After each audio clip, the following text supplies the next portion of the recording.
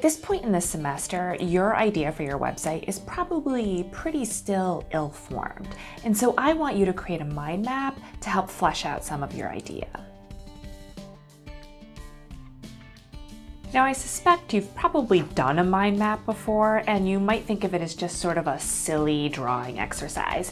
I want to try to convince you in this video that it's a little more than that. So here's what I would like you to remember about a mind map. First of all, it's an example of what's called radiant thinking, which is a non-linear way of keeping track of your ideas in a way that actually apparently emulates how the brain actually works. A mind map allows you to remember and process your ideas more effectively than if you had written them out in a linear, old-fashioned notebook sort of way.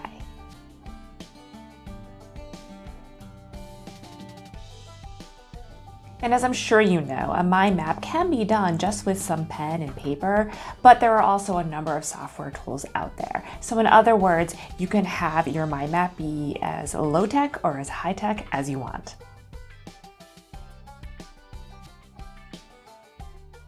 Remember too that a mind map is an opportunity for you to throw down as many ideas as possible about what might constitute the goals, the content, and the audience for your website. Only some of what you put in your mind map is actually going to end up on your website, but that's okay. The idea with the mind map is to over-generate your idea for your project for your website. Then you'll have plenty to work with throughout the semester.